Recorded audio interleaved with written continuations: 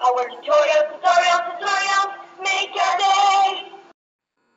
Hello folks, you've noticed that the world that we live in seems to get smaller and smaller by the minute. We get this feeling because nowadays we can travel in a few seconds to the most remote corners of the earth just by clicking a button. Not in person, of course, but by using Google Earth. My guest today is Anna Maria, a world-renowned expert and a member of the development crew of Google Earth. Hello Mara, I'm really excited to be here and to show you all the wonderful features of the latest version of Google Earth 6.2. Okay, let's hear. Well, I will start by showing you how to navigate around the world using just a few simple tools. Next, we'll dive head into some famous tourist attractions, check out the views, and even go to other planets. Wow, that sounds awesome. I'm sure you'll also agree to take some questions from our listeners later on. First things first, after you open Google Earth, you can see the entire globe. You'll notice in the upper right corner of the screen some basic navigation tools. The first one allows you to rotate the angle of the camera.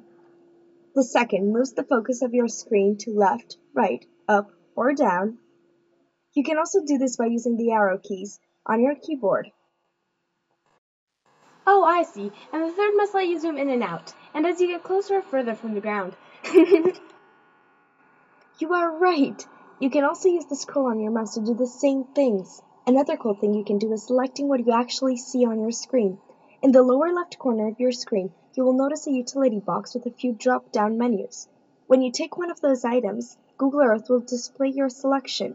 For instance, if you select the weather and road layers, you will see the current atmospheric conditions and all the motorways, boulevards, and streets displayed. Well, isn't that useful? Let me check the button next to layers. When you open the Earth Gallery, you will get this browser page that links all sorts of interesting events or places. Let me click on it.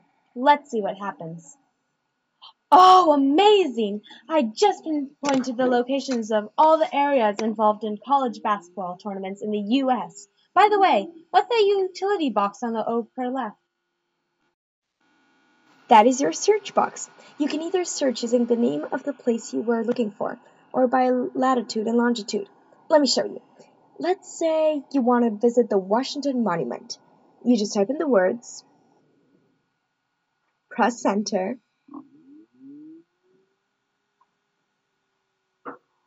and there you have it.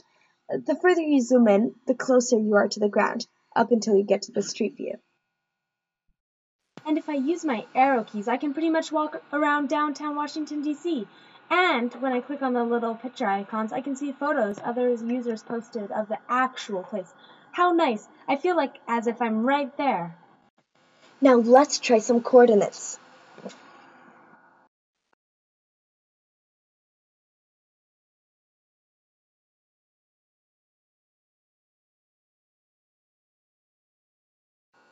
What a beautiful picture. There must be some way to save it somehow and see it later.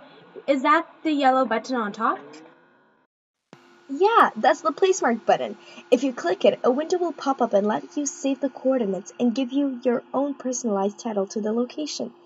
You'll be able to see it later on by double-clicking the location in your Places box. This box lists all the places you have visited since you opened the Earth Gallery and your saved favorite locations. I just noticed that button looks a bit like Saturn. We can switch between Earth view and the sky, moon, and Mars view. Let's try to scroll in towards the moon.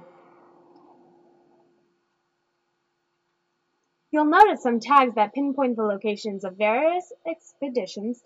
In the layers of the utility box, you'll see some items that are displayed on the map, among them the Apollo missions. When you double-click one of them, Google Earth takes you directly to the landing site. There you can explore YouTube videos and pictures of the mission. Let's hear Neil Armstrong's famous words.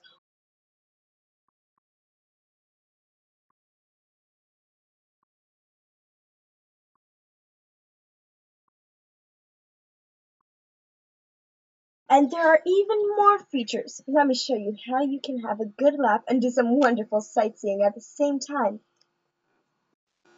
Let's first find on the map the Grand Canyon.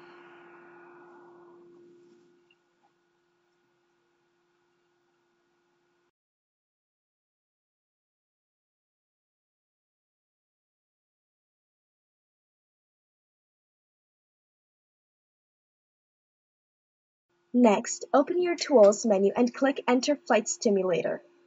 Select the option Start from your current location, and then just press Enter. Now we're flying over one of the wonders of the natural world. Truly fascinating. Don't mean to rush you, but I'm afraid we're out of time. We'll cover Google Earth awareness and video in our next tutorial. Sure thing. Too bad we didn't get to take some questions from our listeners. Maybe next time. Hope you all enjoyed our tutorial. Our tutorial